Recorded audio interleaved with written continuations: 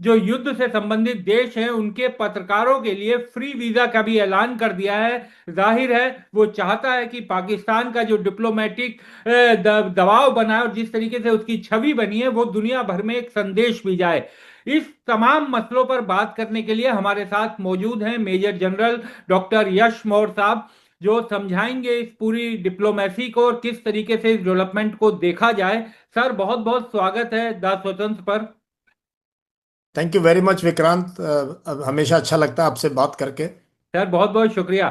Sir, सबसे पहले तो मैं आपसे यही जानना चाहूंगा कि पाकिस्तान इस युद्ध की अब एक तरह से मध्यस्थता कर रहा है। अमेरिका, ईरान दोनों के बड़े नेता वहां पर जाएंगे, बातचीत होगी और इस युद्ध 40 दिन के इस युद्ध जिसने पूरी दुनिया पर एक बड़ा खतरा पैदा किया हुआ था, उसके थमने के आसार बन रहे हैं। किस तरीके से इस पूरे डेवलपमेंट को देखा जाए? देखो, हमें इसको बहुत पॉजिटिवली देखना चाहिए।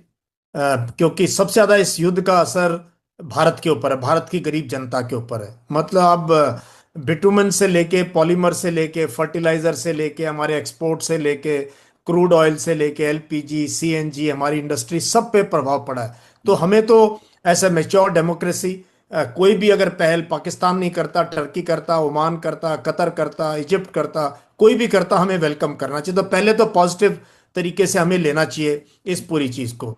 और अब समझाऊंगा कि पाकिस्तान क्यों पाकिस्तान। देखो, मीडिया में जो मर्जी कहे, कुछ चीजें रियलिटी हमें एक्सेप्ट करनी चाहिए। जी। पहली बात, पाकिस्तान की न्यूट्रलिटी थ्रू आउट रही इस लड़ाई में। जब अटैक किया उन्होंने दोनों को कंडेम किया, इसराइल और यूएस को, कि क्यों अटैक कर रहे हो। तो उन्होंने ईरान के साथ जो है अपनी सहानुभूति जताई। हाँ। उसके बाद ईरान के साथ इसकी जबरदस्त लैंड बाउंड्री है।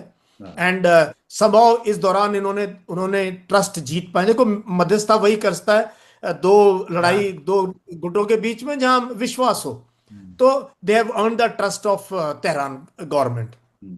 आते हैं यूएस पे। तो यूएस के साथ आपको पता ही है, ऑप सिंदूर के बाद किस प्रकार से पाकिस्तान मिलिट्री के डायरेक्ट रिश्ते हुए हैं।